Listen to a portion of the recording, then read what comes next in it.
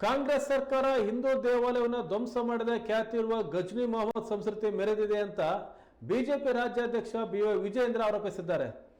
ಪುರಂದರದಾಸರು, ಕನಕದಾಸರು, ದಾರಾ ಬೇಂದ್ರೆ, ಕುವೆಂಪು ಮುಂತಾದ ಸಾಧಕರ ನಾಮಫಲಕ ಧ್ವಂಸ ಮಾಡಿದ್ದಾರೆ.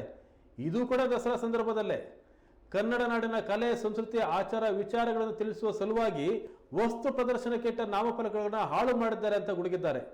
ಕಾಂಗ್ರೆಸ್ ಸರ್ಕಾರ ಇತ್ತೀಚೆಗಷ್ಟೇ ವಸ್ತು ಪ್ರದರ್ಶನ ಪ್ರಾಧಿಕಾರದ ಅಧ್ಯಕ್ಷರಾಗಿ ಅಯೂಬ್ ಖಾನ್ ಅವರನ್ನು ನೇಮಿಸಿತ್ತು. ದಸರಾ ಮೊದಲ ದಿನವೇ ಈ ರೀತಿಯ ಕೃತ್ಯ ಸರಿಯಲ್ಲ. ತಕ್ಷಣ ನಾಮಫಲಕಗಳನ್ನು ಪುನಃ ನಿರ್ಮಿಸಿ ರಾಜ್ಯದ ಮುಂದೆ ಕಾಂಗ್ರೆಸ್ ಕ್ಷಮೆ ಯಾಚಿಸಬೇಕು ಅಂತ ಸಾಮಾಜಿಕ ಜಾಲತಾಣದಲ್ಲಿ ಒತ್ತಾಯ ಮಾಡಿದ್ದಾರೆ.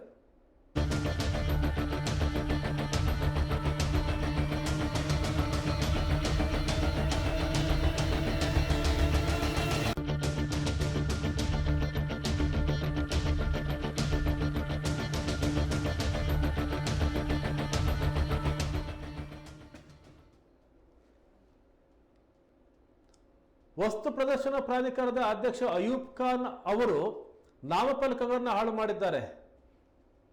ಪುರಂದರದಾಸರು, ಕನಕದಾಸರು, ಕುವೆಂಪು, ದಾರಾ ಬೇಂದ್ರೆ ಇವರ ಹೆಸರುಗಳನ್ನು ಒಳಗೊಂಡಂತ ನಾಮಫಲಕಗಳನ್ನು ಕಿತ್ತು ಬೀಸಾಕಿದ್ದಾರೆ. ರಸ್ತೆಗಳಿಗೆ ಅಳವಡಿಸಿದಂಥ ನಾಮಫಲಕಗಳಿವು.